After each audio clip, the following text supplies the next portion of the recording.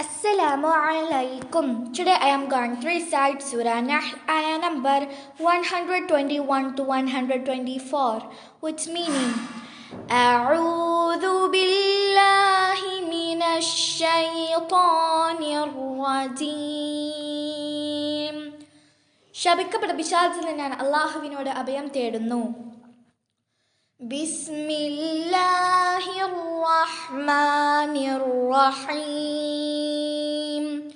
പരമകാരുണികനും കരുണാനിധിയുമായ അല്ലാഹുവിൻ്റെ നാമത്തിൽ.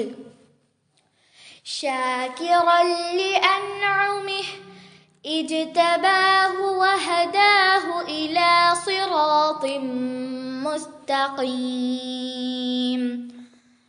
അവൻ്റെ അല്ലാഹുവിൻ്റെ അനുഗ്രഹങ്ങൾക്ക് നന്ദി കാണിക്കുന്നവനായിരുന്നു.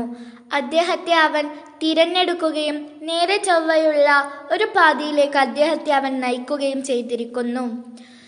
വആതൈനാഹു ഫിദ്ദുനിയാ ഹസന വഇന്നഹു ഫിൽ ആഖിറതി ലമിനസ് സാലിഹീൻ.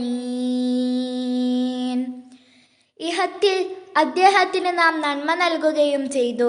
അദ്ദേഹം പരലോകത്തിലാകട്ടെ സദ്വൃത്തന്മാരിൽ പെട്ടവൻ തന്നെ. ثم أوحينا إليك أن اتبع ملة إبراهيم حنيفا وما كان من المشركين. പിന്നീട് ഇപ്പോൾ നിനക്ക് നാം വഹി സന്ദേശം നൽകിയിരിക്കുന്നു. ഋജുമാനസനായ നിലയിലായിരുന്ന ഇബ്രാഹീമിൻ്റെ മാർഗത്തെ പിൻപറ്റണമെന്ന്.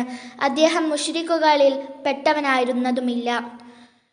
ഇന്നമാ ജുമിലസ് സബ്തു അലല്ലദീന ഇഖ്തലഫൂ ഫീഹി وَإِنَّ رَبَّكَ لَيَحْكُمُ بَيْنَهُمْ يَوْمَ الْقِيَامَةِ فِيمَا كَانُوا فِيهِ يَخْتَلِفُونَ. ശബ്ബത്ത് ആചരണം ഏർപ്പെടുത്തപ്പെട്ടിരിക്കുന്നത് അതിൽ ഭിന്നാഭിപ്രായത്തിലായവരുടെ മേൽ മാത്രമാകുന്നു.